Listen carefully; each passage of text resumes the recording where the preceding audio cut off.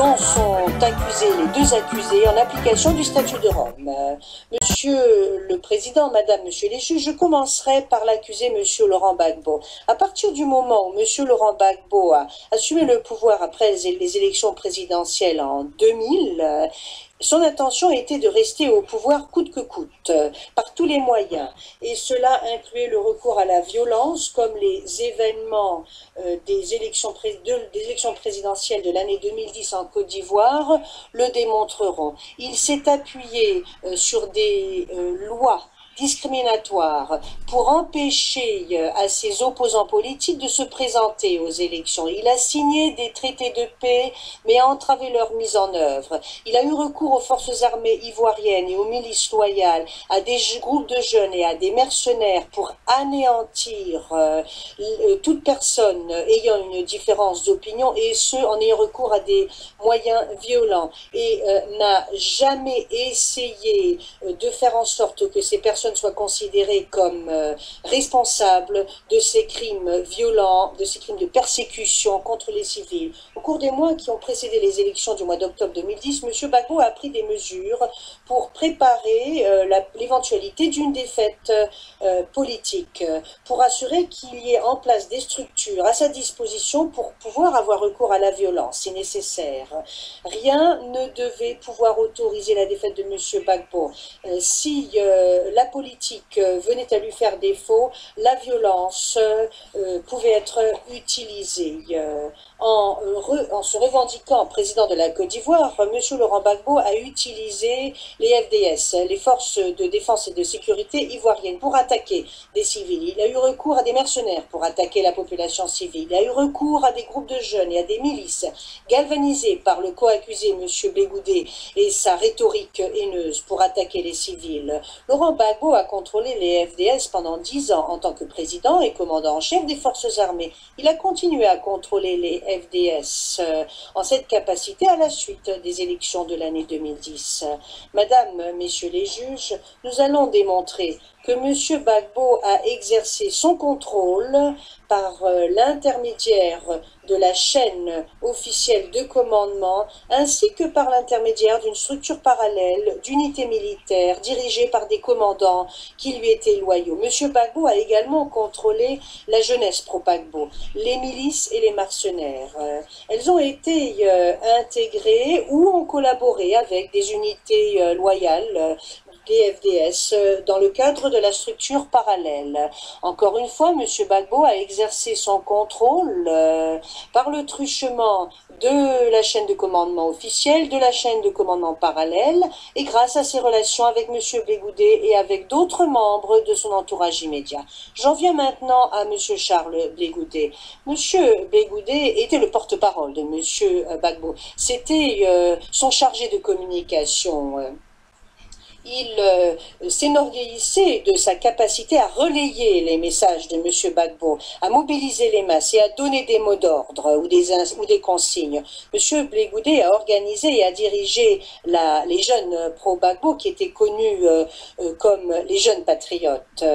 Et il s'était lui-même autoproclamé général de la rue. M. Bégoudé était le lien entre M. Laurent Gbagbo et les jeunes patriote. Il a manipulé cette jeunesse en ayant recours à sa rhétorique haineuse. Il a identifié les sympathisants de M. Ouattara comme étant l'ennemi et a légitimé et les a considérés comme des cibles légitimes d'attaque en faisant référence à une version d'un patriotisme qui était une façon de dissimuler la persécution. Il a propagé la croyance suivant laquelle les sympathisants de M. Laurent Gbagbo étaient les vrais patriotes, les vrais Ivoiriens. Les autres étaient des ennemis de la République. Un message qui a été réitéré et relayé à la fois par les médias pro-Gbagbo et les médias contrôlés par l'État. M. Charles Bégoudé a partagé l'intention qui consistait à faire en sorte que M. Laurent Gbagbo reste au pouvoir par tous les moyens. Il contrôlait les jeunes et dirigeait leurs actes par le truchement de ses discours et de ses consignes bien précis. Lorsqu'il faisait appel à eux, ces jeunes agissaient, ils réagissaient à ces appels et leur réponse était immédiate. Et ils respectaient ces consignes sans aucune hésitation. Je vais vous donner un exemple à titre d'illustration. Vous entendez des éléments de preuve suivant lesquels, le 25 février, M. Bégoudé a donné une consigne aux jeunes pro-Gbagbo. Il s'agissait de vérifier les allées et venues dans leur quartier et il s'agissait également de dénoncer l'arrivée ou l'entrée dans ces quartiers de tous les étrangers. Fin de la citation.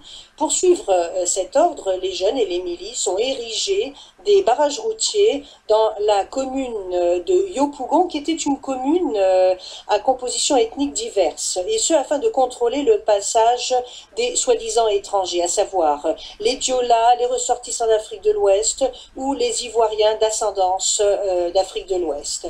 Et ce jour-là, à Yopougon, et au cours des jours et des semaines à venir, les zones où résidaient les Diola ont fait l'objet d'attaques violentes. Des femmes et des hommes ont été tués, certains ont même été brûlés vifs au niveau des barrages routiers. D'autres ont été très très gravement blessés.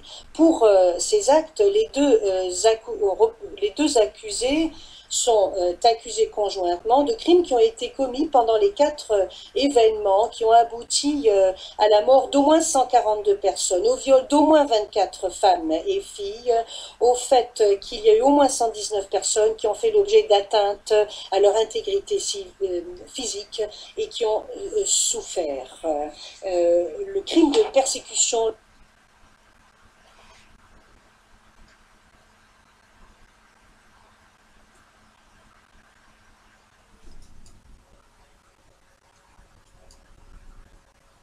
entre le 25 et le 28 février et qui ont abouti à la mort et au meurtre d'au moins 22 personnes. Il y a eu également atteinte à leur intégrité physique, et ce dans le cas de 7 personnes, souffrance dans le cas de 7 personnes, et cela correspond au crime de persécution. En 2011, la Chambre préliminaire a autorisé mon bureau à lancer une enquête au sujet des crimes qui relevaient de la compétence de la Cour, crimes commis en Côte d'Ivoire lors de la violence post-électorale en 2010 et 2011. Depuis cette période, et contrairement à ce qu'avance d'ailleurs la défense de M. Gbagbo, nous avons obtenu de nombreux éléments de preuve contre ces deux accusés. Nous avons rencontré de nombreuses personnes, nous avons auditionné de nombreux témoins et nous avons collecté et recueilli des milliers de documents et consulté de nombreux experts. La liste des témoins à charge inclut à l'heure actuelle 138 témoins.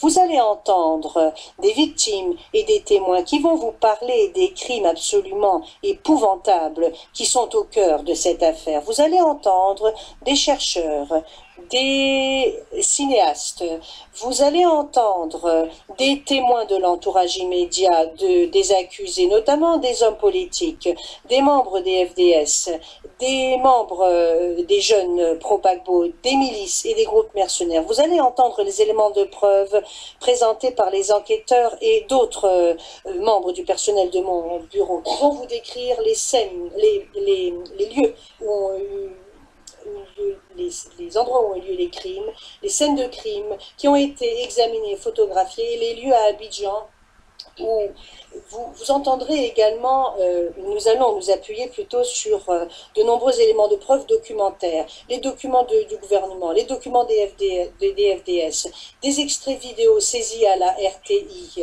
la télévision public de la Côte d'Ivoire, des extraits vidéo pris par des témoins qui étaient présents, des extraits de registre des visiteurs trouvés dans le palais présidentiel de M. Gbagbo et d'autres nombreux éléments de preuve. Nous avons l'intention de convoquer des experts qui vont présenter des témoignages au sujet de toute une gamme de questions, la balistique, les questions numériques, les analyses d'ADN et la science médico-légale. Permettez-moi de de partager rapidement le récit absolument épouvantable de l'une des victimes qui va être convoquée par l'accusation. Elle fut victime de viol.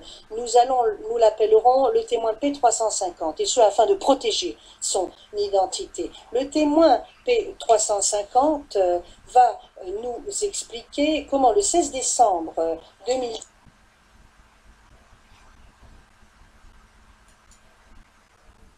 se rallier au Rassemblement des Républicains, ou le RDR, qui est le parti politique de M. Ouattara. Et du fait de son affiliation politique, à cause de cette affiliation politique, elle a été arrêtée par la gendarmerie. Elle fut ensuite détenue à la préfecture de police avec d'autres civils. Elle a été ensuite détenue avec d'autres femmes pendant 3 jours. Pendant ces 3 jours épouvantables, elle a été violée. Il y a eu viol collectif à la préfecture de police. Il y a eu viol collectif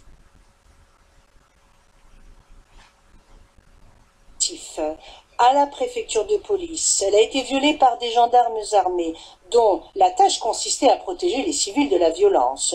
Les autres femmes qui avaient été détenues avec elle ont également subi des viols collectifs. Le témoin P350 a été soumise à ces crimes atroces tout simplement parce qu'elle participait à une manifestation qui soutenait M. Ouattara. Cette cour doit donner un espoir aux victimes de ces crimes innommables. Et il faut qu'ils sachent que la justice prévaudra. Vous entendrez également des éléments de preuve suivant lesquels, le 24 février 2011, M. Laurent Gbagbo a ordonné à son armée de ne pas perdre Abobo. Madame, Messieurs les juges, Abobo est un quartier à très forte densité de population à Abidjan. La majorité des habitants d'Abobo sont originaires du nord de la Côte d'Ivoire. À la suite de cet ordre, Abobo est devenu le théâtre d'une violence aux fins de persécution commise par les forces pro-Gbagbo. Le 3 mars 2011, plus de 3000 femmes se sont rassemblées à Abobo pour demander la démission de M. Gbagbo et pour protester contre les violations de droits de l'homme dans leur quartier. Elles n'avaient que des banderoles et 3 branches. Elle n'était pas armée, elle venait en paix. C'est à ce moment-là qu'un convoi des FDS, qui venait d'un camp des FDS basé à Abobo, a ouvert le feu contre ces manifestantes qui n'étaient pas armées. 7 femmes ont été tuées de sang-froid, plusieurs autres ont été blessées, leurs dépouilles ensanglantées sont restées sur la route. Vous entendrez également comment le gouvernement de Gbagbo et le FDS ont réagi à cet incident en démontant à la télévision contre nous.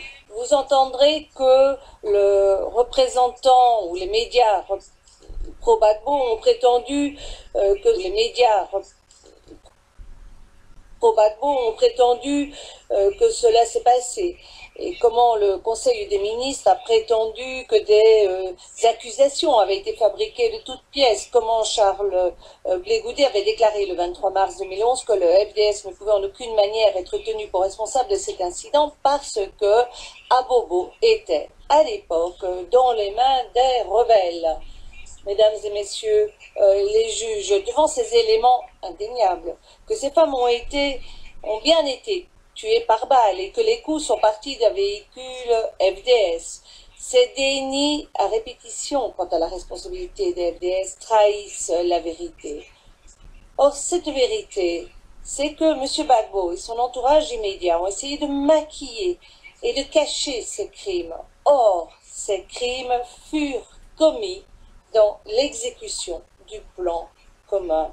Monsieur le Président, Mesdames et Messieurs les juges, l'accusation va pouvoir prouver que ces dénis étaient aussi fabriqués de toutes pièces. Nous allons pouvoir vous montrer, en prenant parmi toutes les preuves, des images vidéo de haute qualité de cette manifestation. Ces images sont pénibles parce qu'elles reflètent toute la violence réelle qui s'est passée le 3 mars 2011. Vous verrez ces images et vous entendrez aussi un expert confirmer leur authenticité. Il confirmera que ces images ne sont pas un montage. Vous verrez la fumée qui sort du canon d'un véhicule blindé de la FDS, alors qu'ils sont en train de tirer sur les manifestantes pacifiques. L'accusation pourra prouver au-delà de tout doute raisonnable que cette femme furent assassinées le 3 mars 2011 par les FDS. Nous allons pouvoir vous prouver qui étaient ces femmes en ayant recours aux membres de leur famille, à leurs amis et grâce à des analyses ADN. Ces femmes portent un nom. Ces femmes, c'est 12. Ces femmes qui sont mortes d'une manière si brutale étaient réelles. Et elles sont aussi devenues les victimes. Et elles sont aussi devenues les victimes du recours de l'accusé à la violence et à la politique violente. Alors, Madame le juge, Messieurs les juges, malgré que ce crime fut un crime grave, aucune enquête n'a été ouverte. Plus encore, il n'y a eu aucune enquête digne de ce nom sur aucun des crimes commis par la FDS ou leurs jeunes, les milices ou mercenaires pro-Gbagbo. Tout au plus des enquêtes factices. Alors qu'il en avait la possibilité, M. Gbagbo n'a jamais ordonné l'arrêt des meurtres, de la violence physique, des viols et de la persécution des civils qui étaient persécutés en son nom. Et c'est par ces actes et par l'omission délibérée d'agir que ces crimes furent commis. Et qu'ils furent commis le 27 août 2010. Et si des erreurs ont été faites, nous allons gérer la situation, disait-il. Et je vous dirai comment ils ont géré. Et dans tous ces efforts, il a été appuyé par Charles Blé Goudet. Monsieur Blé Goudet n'a jamais ordonné à ces jeunes de ne pas s'adonner à quelque violence physique que ce soit. Tout du contraire, nous allons vous présenter des éléments de preuve attestant qu'en fait, il a orienté leur action en leur expliquant qu'il fallait mieux s'organiser pour faire du bon travail, entre guillemets. Madame le juge, messieurs les juges, les forces pro-Gbagbo ont, entre autres, blessé, tué et violé des manifestants pacifiques. Ils ont bombardé au mortier des hommes, des femmes, des enfants dans leur quartier. Ils ont assassiné des hommes et des garçons au barrage routier, tout simplement du fait de leur identité ou association, tout simplement pour être qui ils étaient. Et tous ces crimes ont été commis dans l'exécution du plan commun visant à maintenir Laurent Gbagbo au pouvoir, coûte que coûte. Monsieur le Président, Mesdames et Messieurs les juges,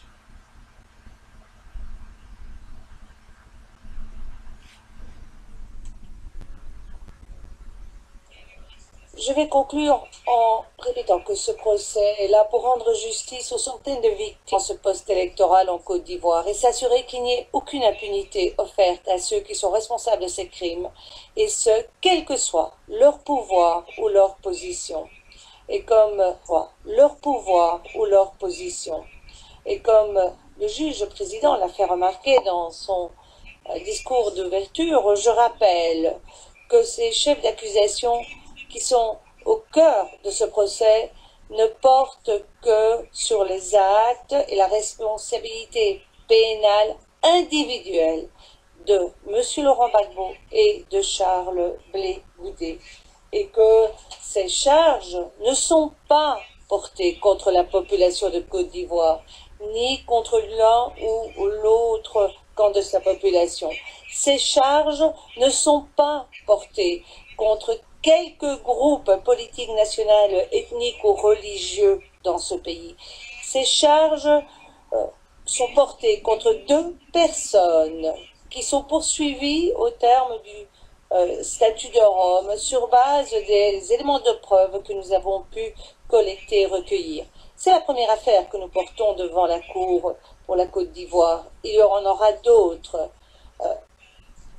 parce que notre engagement indépendant et impartial reste déterminé.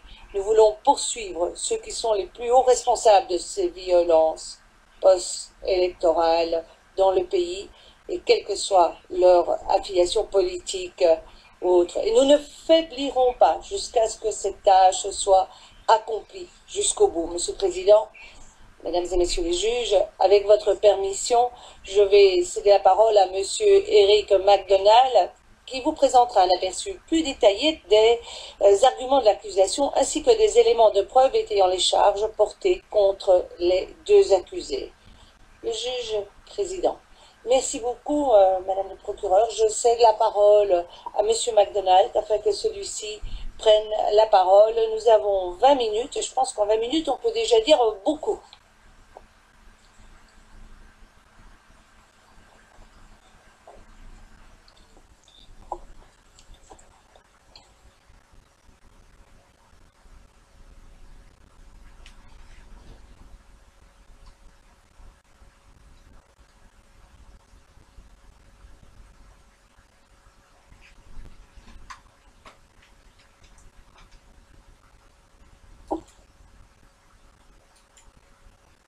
Toute la Côte d'Ivoire, que la République, quand elle se construit aussi avec des forces de combat. Elle se construit aussi avec des forces de combat.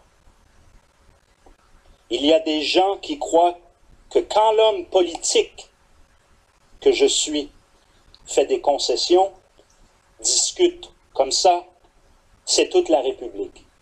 Non. J'ai aussi des bras. Il y a des moments où je dis à ces bras-là, non, restez tranquille, je vais négocier. Mais quand le moment arrive, pour que ces bras se lancent, les bras se lancent. Your Honors. Mesdames et Messieurs les juges, ces mots que je viens de prononcer, ce ne sont pas les miens. Ce sont les mots que notre accusé, Laurent Gbagbo, a prononcés le 27 août 2010, alors qu'il prenait la parole devant une grande foule rassemblée dans la ville de Divo. Et c'est exactement ce que Gbagbo a fait en novembre 2010, quand il a perdu la présidence. Il a libéré ses bras. Ses bras, c'est les forces armées qu'il avait à sa disposition. L'armée, la gendarmerie, la police, la garde républicaine, ces jeunes patriotes, les milices, les mercenaires, tous ceux auxquels nous ferons référence en parlant des forces pro-Gbagbo. Et il a lâché ses forces contre les civils, ou des civils qui étaient perçus comme étant les partisans de son opposant politique Alassane Ouattara. Et Gbagbo et son co-accusé, Charles Blé Goudé, sont accusés de meurtre, comme Madame le procureur vous a expliqué, mais aussi de viol et d'autres actes inhumains, et la persécution de civils innocents, en fonction de ce qui nous définit, nous, comme êtres humains, à savoir pour des motifs politiques, ethniques, nationaux et religieux. Ils ont été persécutés tout simplement pour ce qu'ils étaient. Et ces crimes ont été commis parce qu'ils s'inscrivaient dans une attaque systématique et étendue de tous ceux qui étaient perçus comme étant des partisans d'Alassane Ouattara. Et comme Madame le procureur nous l'a dit, ils ont mis en œuvre un plan commun ou une politique commune qui avait été conçue par Laurent Gbagbo et son entourage direct, dans lequel on retrouve également M. Charles Blé Goudé. Et je reviendrai très prochainement à cette notion de cercle rapproché et ce que j'entends par là. Mais revenons d'abord au discours qui fut prononcé à Divo. Un discours qui a été prononcé devant une grande foule, en ce compris des généraux du quartier général des FDS, mais aussi des politiciens et des autorités judiciaires et des personnalités politiciennes. Il s'adresse également à la compagnie républicaine de sécurité, mieux connue sous l'acronyme CRS. Et je vais vous lire un extrait supplémentaire de ce discours.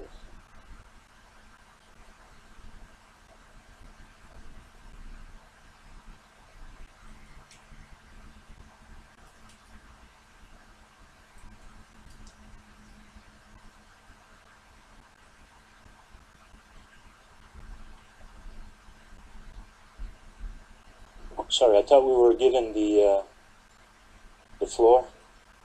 Excusez-moi, je croyais que nous avions la parole. On va devoir s'habituer à cette nouvelle technologie, je pense, dans cette salle d'audience. Le président, oui, c'est un peu trop nouveau pour notre âge. Immediately. Le juge président. Nous allons voir ce que le technicien peut nous dire. S'il peut nous présenter cet extrait rapidement, nous attendrons et regarderons cet extrait. Sinon, nous suspendrons l'audience et nous irons manger. Monsieur McDonald, très bien, je me rassieds et j'attends.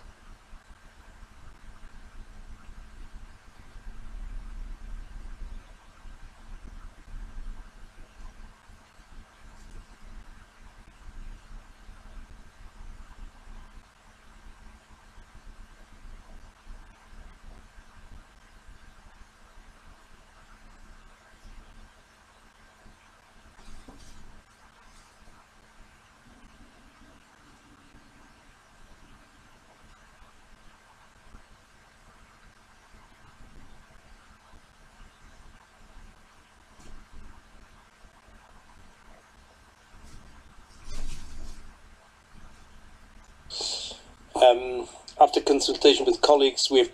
Le juge président. Très bien, après avoir consulté mes collègues, nous avons décidé d'interrompre pour la pause déjeuner.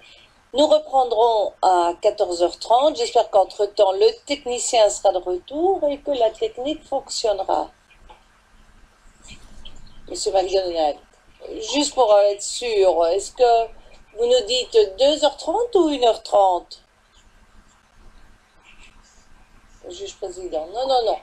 Nous avons donc une pause un peu plus longue. On reprend bien à 14h30. Monsieur McDonald, en fait, oui, je suis encore dans un décalage horaire. Je viens de réaliser que... Reprenons à 14h30. Je lève l'audience.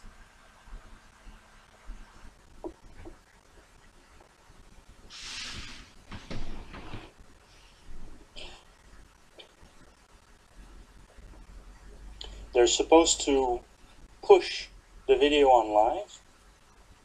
There's no sound. Donc, normalement, vous avez là le discours en direct, mais pour le moment, nous n'avons pas de son. Nous n'avons que les images. Je crois qu'on va arrêter alors.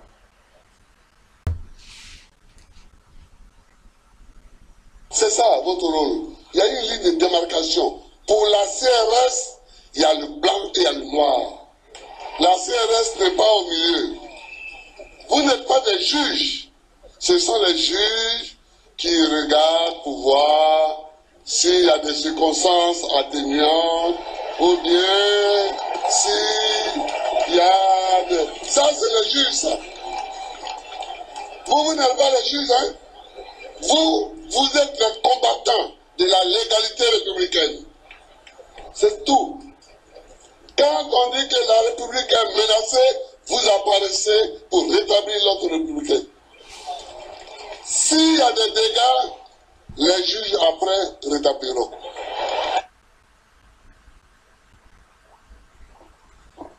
Your Honors.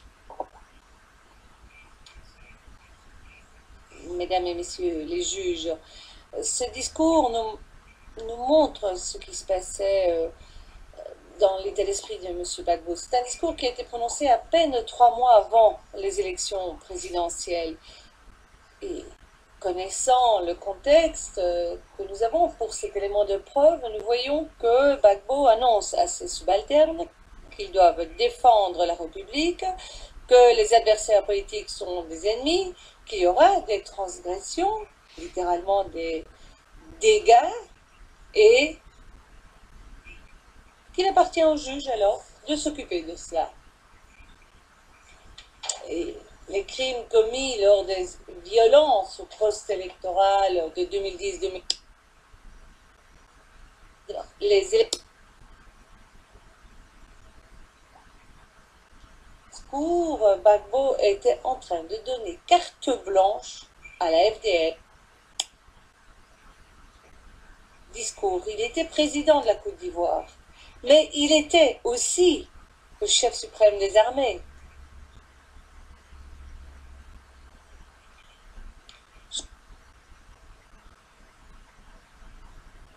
Je voudrais rapidement vous donner quelques éléments de biographie.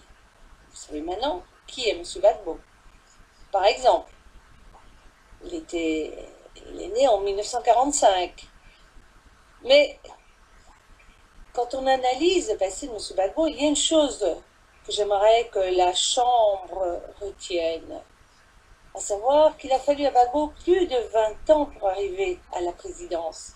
Des années de lutte pendant laquelle il a d'abord créé le parti du Front populaire ivoirien, le FPI, et que ce front est né dans la clandestinité, qu'il a été forcé à l'exil.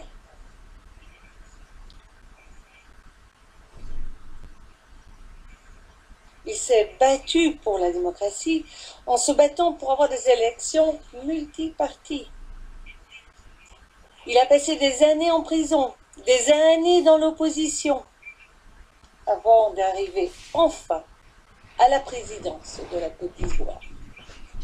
En devenant président en octobre 2000, il avait l'intention de rester au pouvoir par tous les moyens possibles. Ça lui avait déjà pris tant de temps pour y arriver que certes son intention était d'y rester par tous les moyens possibles. Et à partir de 2000, il a utilisé les forces FDS qu'il avait sous son contrôle pour exercer toute forme de répression contre les manifestations politiques, et ce, avec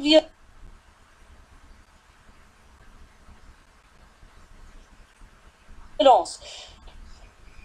Après le coup d'État échoué de 2002 et la séparation du pays entre le Nord et le Sud, il a renforcé sa position de pouvoir en utilisant des milices, des mercenaires étrangers et des jeunes pro-Gbagbo. Et par la suite, dans les années qui ont suivi, quand il s'est rendu compte qu'une élection présidentielle libre et ouverte était purement et simplement inévitable, puisque c'était inscrit dans les accords de paix, Gbagbo et son entourage direct, en ce compris M. Blé Goudé, ont conçu et mis en œuvre ce plan commun de façon à pouvoir lui conserver le pouvoir, lequel plan reprenait justement la commission des crimes dont il est inculpé. Lors du premier tour, c'était le 31 octobre 2010, M. Gbagbo a eu 38% des votes. Alassane Ouattara, 32%. Le troisième candidat, M. Henri Konan Bédié, 25% des votes. Le 7 novembre 2010, Bédié a annoncé qu'il donnait son appui à Ouattara pour le deuxième tour. Et avec cet appui, avec l'appui de M. Bédié, Ouattara devenait le lauréat pour devenir le prochain président de la Côte d'Ivoire. Une semaine après, donc après que ces deux candidats aient décidé d'œuvrer ensemble, le 14 novembre 2010, pour être un peu plus précis, M. Gbagbo a lancé l'ordre de réquisition des forces armées par décret présidentiel.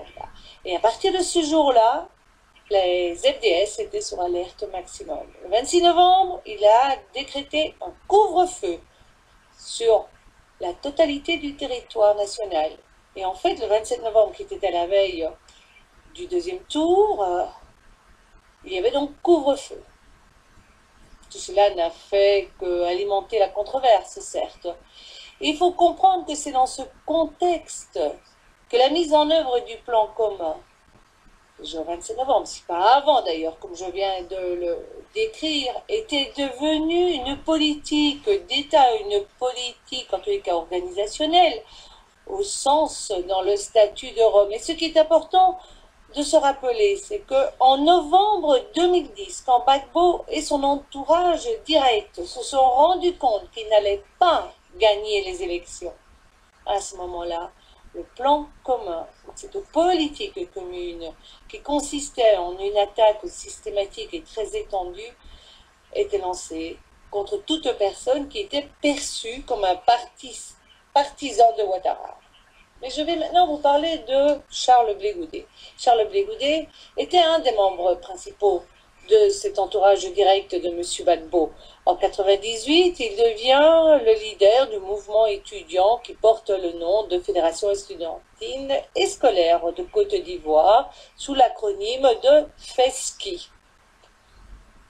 Au début des années 90, le FESCI ou la FESCI avait commencé comme un mouvement étudiant dans les rues. Et en 2001, Blé Goudet organise et crée sa propre organisation, la COGEP, le Congrès panafricain des jeunes patriotes. En 2002, il participe à la création de l'Alliance de la jeunesse pour le sursaut national. Mais c'était un nom qui était très très long, un peu trop long, qu'on a dès lors très vite rebaptisé en Alliance des jeunes patriotes. C'était une organisation parapluie qui embrassait en fait toutes les organisations pro-Gbagbo. Et début 2003, Blé Goudet est devenu le président de cette alliance des jeunes patriotes. C'est justement pendant cette période qu'il est devenu ce que l'on a appelé par la suite et connu le général de la rue. Je vais maintenant vous montrer une vidéo qui vient de cette période-là, 2003. Une vidéo dans laquelle il confirme qu'il est lui-même le général. Et il porte d'ailleurs un uniforme en tant que tel. Et regardez bien qui sont les jeunes qui sont avec lui, assis dans cette vidéo. En fait, ces jeunes chefs ou ces jeunes dirigeants sont ceux avec qui il va faire le tour d'Abidjan pour essayer de mobiliser, de galvaniser les foules, les incidents à la violence au lendemain des élections en 2010.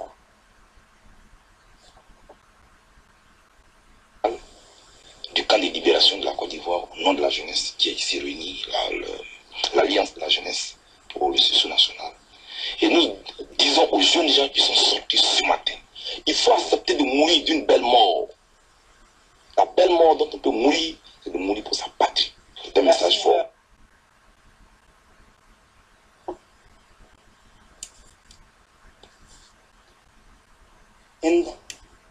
On the 6th of December, Le 6 décembre 2010, M. Blé Goudet est passé du statut de général de la rue pour être promu ministre de la jeunesse, de la formation professionnelle et de l'emploi au sein du gouvernement de M. Gbagbo, promotion qu'il reçut de M. Gbagbo.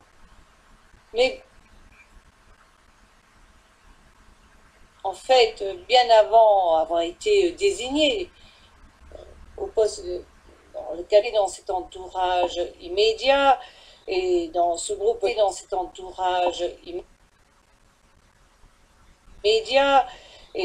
ce groupe des jeunes pro-Gbagbo, M. Blé Goudet était le porte-parole de M. Gbagbo et de son entourage immédiat. Et ça, c'est quelque chose que l'on pourra voir dans tous les éléments de preuve. C'était lui qui était responsable de la propagande.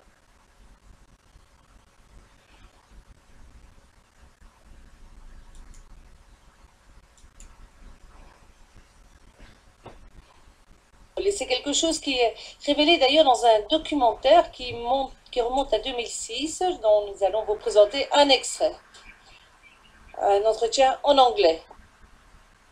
Rico starts, and you told me you were planning. Vous nous disiez que, maintenant je ne sais pas si vous vous en souvenez, vous nous aviez dit que vous étiez en train de préparer un business, vous étiez en train de retravailler les images que les gens donnent. Un porte-parole, un spécialiste de la communication, un peu comme Karl Rove, comme Alastair Campbell, comme Peter Mandelson. Oui, j'aime bien, parce que je crois que tout le monde a envie de devenir politicien. Tout le monde veut le devenir. On parle toujours de politique, sans pour autant savoir ce que c'est, la politique.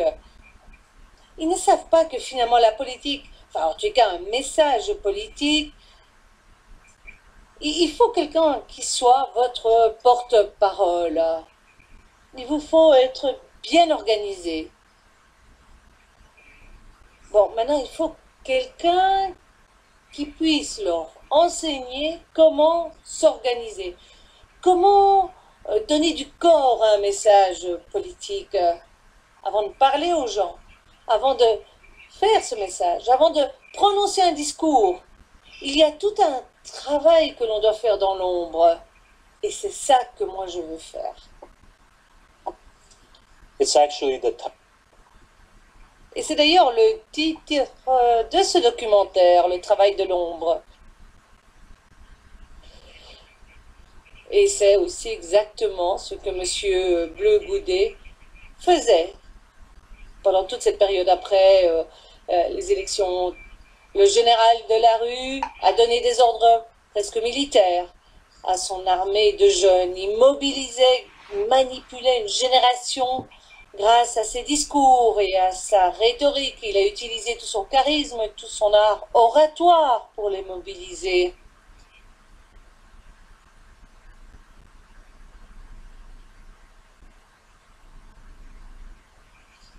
Et pas pour leur proposer un message de paix et de réconciliation, mais plutôt pour leur donner des instructions pour être prêts pour des actes de violence. Et ça, les éléments de preuve vous le montreront.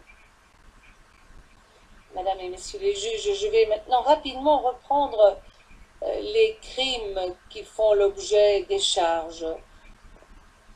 Madame le procureur y a déjà fait référence, mais je vais les reprendre. En effet, l'accusation va pouvoir vous prouver, au-delà de tout doute raisonnable, que les deux personnes accusées ici sont responsables au titre de la responsabilité pénale de 4 incidents. D'abord, la répression de la manifestation du 16 décembre et, de ce fait-là, de l'assassinat de 33 civils, du viol de 16 femmes et jeunes filles et des blessures infligées à quelques 54 civils. Des actes qui ont été commis par les forces pro-Gbagbo qui, comme je vous le rappelle, comprennent les FDS, les jeunes, les milices et les mercenaires. Bon, c'est vrai qu'on fait toujours référence au 16 décembre, mais ça a commencé le 16 décembre.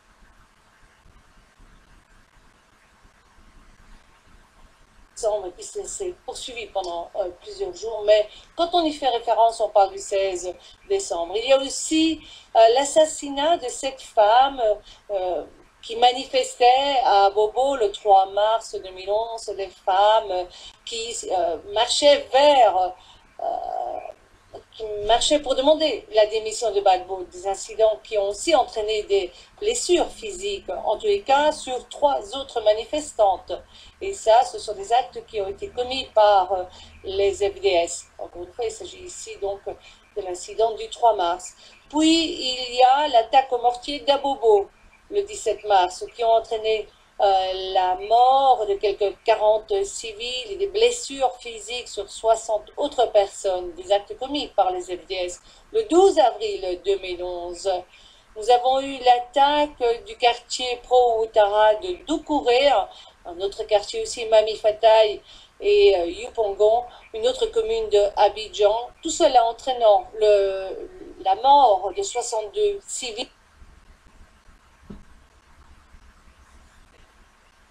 actes qui ont été commis par les forces pro-Gbagbo. Tous ces crimes ont été commis, s'inscrivent dans la mise en œuvre de ce plan commun. Tous ces crimes constituaient une persécution par leur nature même, parce qu'ils étaient commis pour des motifs soit politiques, nationaux, ethnico-religieux. Et les éléments de preuve que nous allons vous présenter pendant ce procès vous montreront que ces deux personnes accusées avaient une intention très déterminée d'infliger la persécution. Ils pensaient, concevaient, mettaient en œuvre un plan pour attaquer les partisans ou ceux qui étaient perçus comme partisans de Ouattara, que ce soit les Ivoiriens musulmans de l'ethnie Dioula, les Ivoiriens du nord de la Côte d'Ivoire ou ceux qui provenaient d'Afrique occidentale ou ceux de Mali ou